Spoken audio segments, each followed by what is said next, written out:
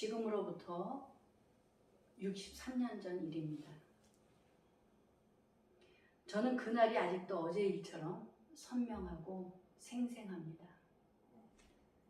저희 아버지는 제가 태어난 지 8개월 만에 돌아가셨습니다.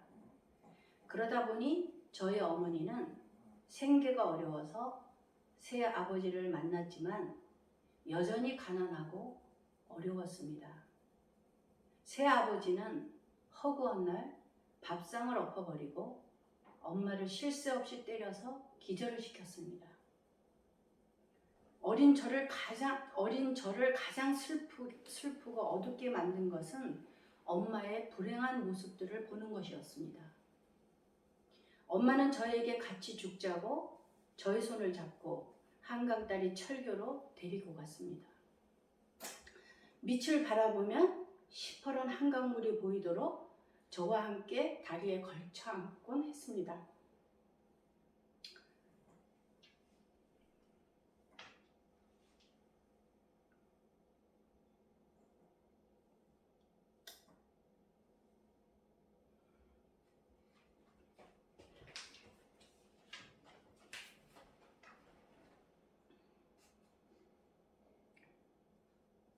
제가 어리긴 해도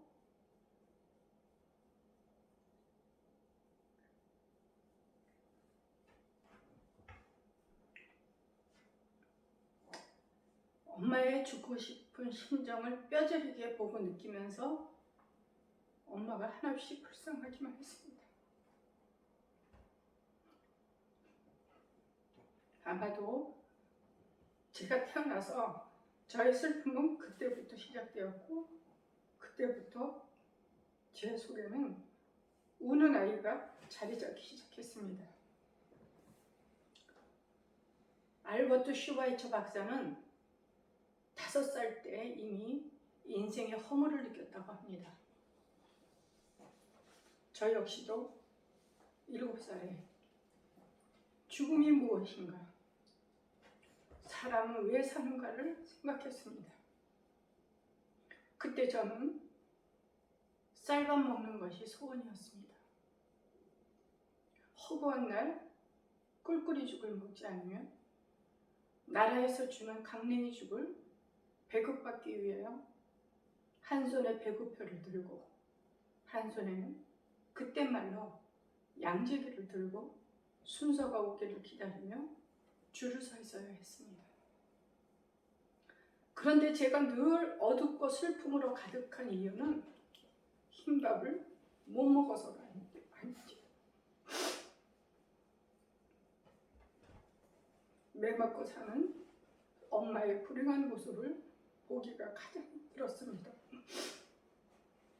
그렇게 힘겹게 살아가고 있는 가운데 어느 날인가 1학년 소풍을 창경원으로 가는 날이었습니다. 저는 생일이 1월이라 7살에 학교를 입학했던 것입니다. 제가 다니는 학교가 노량진이다 보니 창경원을 가려면 한강다리를 건너야만 갈 수 있었습니다. 노량진에서 창경원까지 계속 걸어갔는지는 기억이 희미하지만 분명한 것은 제가 한강다리를 건너가던 모습입니다. 그때는 한강철교 다리로 건넌 것이 아니라 임시로 놓은 고무다리였기 때문에 물살에 다리가 자주 흔들리면서 출렁거렸습니다. 그래서 너무나 무서웠는데 더 무서웠던 것은 엄마 없이 혼자라는 생각 때문이었습니다. 다른 아이들은 선생님의 뒤를 쫓아가면서 엄마 손을 잡고 마냥 즐겁게 깔깔거리면서 걷는데 저는 혼자였던 것입니다. 혼자라는 생각에 무섭고 불안한 마음으로 계속 울었습니다. 그러다가 넘어져서 무릎에서는 피가 났습니다. 도대체 우리 엄마는 어디에 있는 것일까? 다른 아이들은 엄마 손을 잡고 즐거워하는데 우리 엄마는 왜 없을까?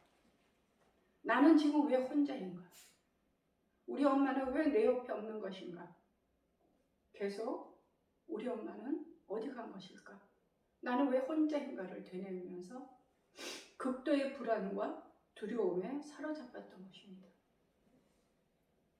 그런데 창교원에 도착하여 목적지에 가보니 엄마가 거기 계셨던 것입니다. 그리고는 웃으면서 나를 반겨주는 것이었습니다. 엄마를 보는 순간 제가 어떠했겠습니까? 내가 한강다리를 건너면서 절망스럽고 불안하고 슬퍼하고 혼자라고 낙심할 때 저희 엄마는 저가 오기를 기다리며 거기에 계셨던 것입니다. 제가 만약 엄마가 거기에 계실 것이라는 것을 알았다면 아마도 불안하지도 두려워하지도 않았을 것입니다. 그러나 저는 엄마가 소풍날인지를 알기는 하는 것일까 의심하고 나를 학교에 혼자 가게 만들었다는 생각뿐이었던 것입니다. 사랑하는 여러분, 오늘의 본문 말씀을 묵상하는 중에 하나님께서는 7살 때의 저의 그 모습을 돌아보게 하시고 기억나게 하셨습니다. 주께는 하루가 1000년 같고 1000년이 하루 같다는 말씀이 떠올랐습니다. 돌아보니 저에게는 63년이 흘렀지만 시간과 공간을 초월하는 하나님께는 하루와 같다는 것입니다.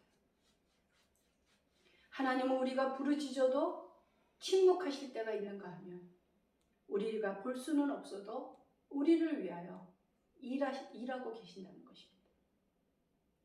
하나님은 내가 하나님을 몰랐을 그때 그 순간에도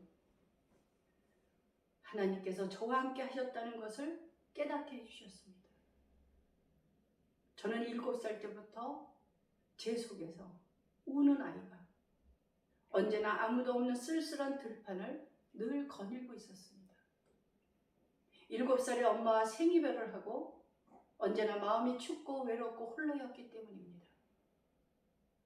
이 스토리가 오늘의 본문 말씀을 묵상하는 동안 떠올랐던 기억입니다. 바로 오늘 본문 말씀에 적합한 내용이었기 때문입니다.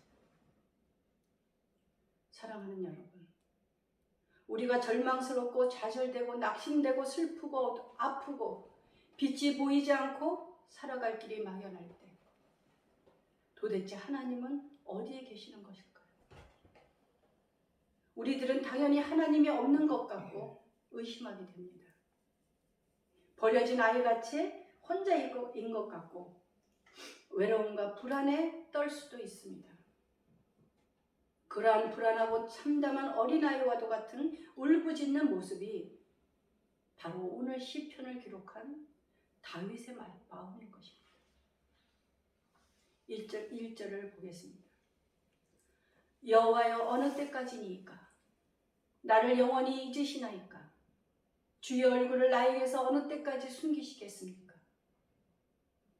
이 13편을 쓸 당시 다윗은 사울왕의 시기와 미움이 해가 갈수록 커졌기 때문에 그의 마음은 황폐해지고 의기소침해 있었습니다.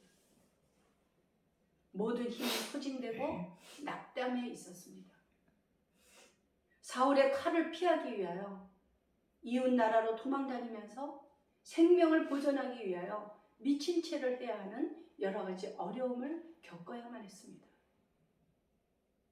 그는 고난으로 인하여 단 하루도, 단 한 시간도 생명을 보장할 수 없는 극한 상황에서 하나님께 부르짖었습니다. 하나님이 자기를 잊으신 것은 아닌지, 버리신 것은 아닌지 두려운 마음으로 절박한 상황이었던 것입니다. 하나님께 언제까지 이러한 경험을 당하게 하시렵니까 하고 항의하고 있는 것입니다. 어느 때까지니까를 4번이나 반복하면서 자신의 강한 탄식을 나타내고 있습니다. 언제까지 내가 날마다 걱정하고 슬퍼해야 합니까? 언제까지 원수가 나를 보고 우쭐대어야만 한단 말입니까? 하고 항의하는 것입니다. 사랑하는 여러분, 우리의 원수는 우리들의 삶의 위기에 처했을 때 그리고 실존을 위협하는 삶의 적을 말하는 것입니다. 우리는 이때에 잊지 말아야 할 것이 있습니다. 우리의 연약함이 이때에 드러난다는 것입니다. 우리는 하나님과 세상에 대해 다시금 생각하면서 하나님께서 우리를 잊고 등지셨다는 식으로 너무 쉽게 생각하는 것은 위험한 발상인 것입니다. 그것은 고난 중에 나 홀로 남았다고, 기도할 수 없다고 포기하게 만들기 때문입니다. 그러나 하나님께서는 우리의 능력과 한계를 인정하고 절망하는 그때에 일하신다는 것을 기억해야 합니다. 여러분은 혹시 하나님의 응답이 더디다고 불평하십니까? 문제가 해결되지 않는다고 그저 절박하다고 부르짖고 있습니까? 가지고 있는 질병이 너무 괴로워서 왜 빨리 치유해 주지 않는가? 혹은 고난이 너무 길다고 투정하지는 않으십니까? 그러나 고난에는 반드시 이유가 있는 것입니다. 문제가 쉽게 풀어지고 육체의 질병이 금방 사라진다면 은혜를 깨닫지 못하는 속성을 지니고 있는 우리들은 은혜가 은혜인지 알지 못할 것입니다. 우리는 어려운 문제가 앞에 놓이면 이 어려운 상황을 빨리 바꾸어지기만을 원합니다. 그러나 하나님께서는 우리 자신이 먼저 바뀌기를 원하신다는 것입니다. 하나님께서 우리가 모든 것을 내려놓고 주님만 바라볼 때 우리를 위하여 하나님이 일하신다는 것을 기억하십시오. 때로는 우리가 우리 자신의 능력을 믿고 움직일 때 하나님은 침묵하십니다. 구약과 신약 사이에는 400년이라는 기간이 흐르면서 하나님이 침묵하셨다고 하여 암흑의 시대라고 말합니다. 그러나 400년이 흐른 뒤에 우리 인간들을 구원하기 위하여서 예수님께서 이 땅에 오신 것입니다. 우리들의 삶의 모든 경험들이 하나님과 별개로 이해되어서는 안 된다는 것입니다. 최악의 경험조차도 하나님과의 관계라는 측면에서 해석되어야만 하는 것입니다. 종교개혁자 마틴 루터가 말했습니다. 소망이 좌절을 겪는, 그러나 그 좌절 속에서 소망하는 상태이다. 이것은 맛보지 못하는 자는 결코 이해할 수 없다. 여러분, 우리가 어떻게 좌절 속에서 소망을 가질 수 있겠습니까? 그것은 바로 하나님께서 우리에게 예수 그리스도의 빛을 비춰주셨기 때문입니다. 빛이 없으면 우리는 암흑 속에서 아무것도 할 수 없습니다. 어둠이 죄와 죽음을 의미한다면 빛은 의와 생명을 상징하는 것입니다. 참빛, 곧 세상에 와서 각 사람에게 비추는 빛이 있었나니 그 안에 생명이 있었으니 이 생명은 사람들의 빛이라. 이렇게 요한복음에서 빛에 대하여 증거하고 있습니다. 제가 근래에 넷플릭스로 그린 마일이라는 영화를 보다 보니 아주 좋은 표현이 나오는 것을 보았습니다. 주님의 기적을 베푸는 사람의 손을 잡자 그 능력의 일부가 손을 잡는 사람에게 전해지게 됩니다.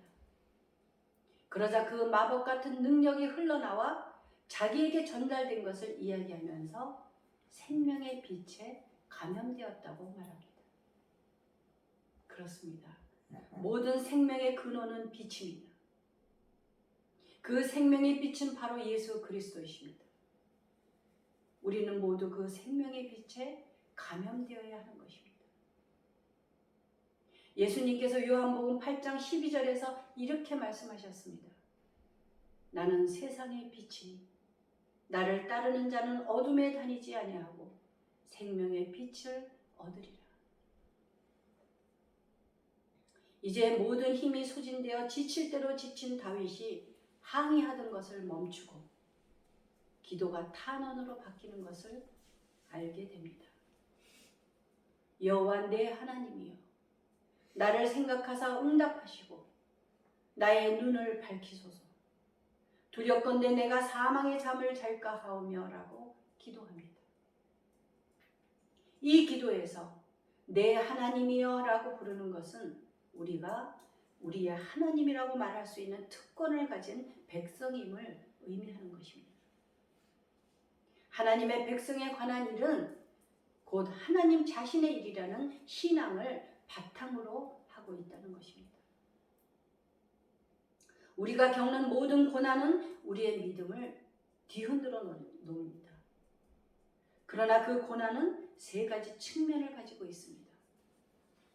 하나님과의 문제, 자신과의 문제, 그리고 이웃들과의 문제가 서로 별개의 것이 아니라는 것입니다.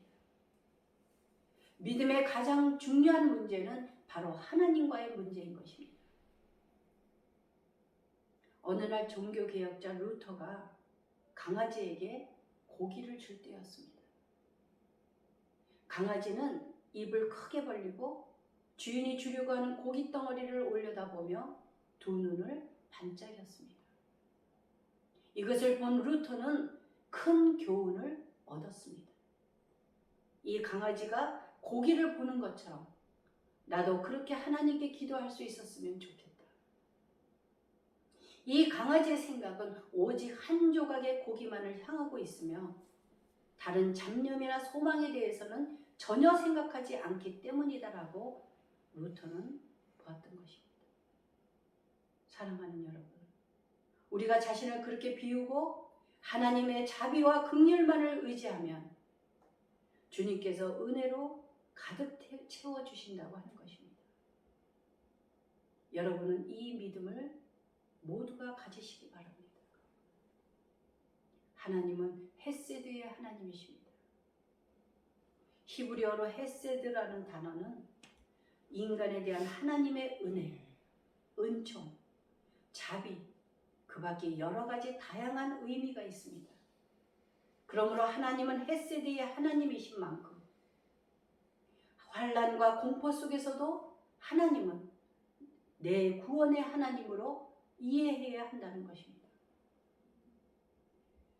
지금의 전염병이 종식되지 않고 계속 우리를 괴롭히고 힘들게 한다고 우리는 하나님이 없다고 의심해서는 안 됩니다.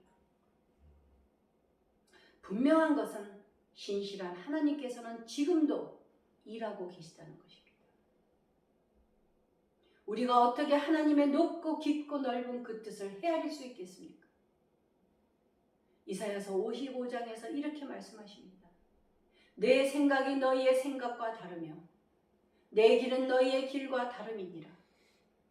이는 하늘이 땅보다 높음 같이 내 길은 너희의 길보다 높으며 내 생각은 너희의 생각보다 높음이니라.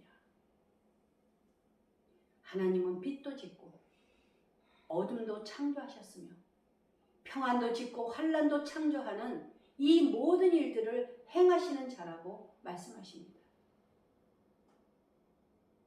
이제 기도자는 간절하게 나의 눈을 밝혀달라고 호소합니다.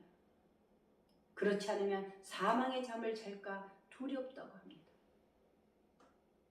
사망의 잠이라는 것은 절망이 죽음보다 더 고통스럽다는 것을 표현하는 것입니다. 절망은 죽음에 이르게 하는 병입니다.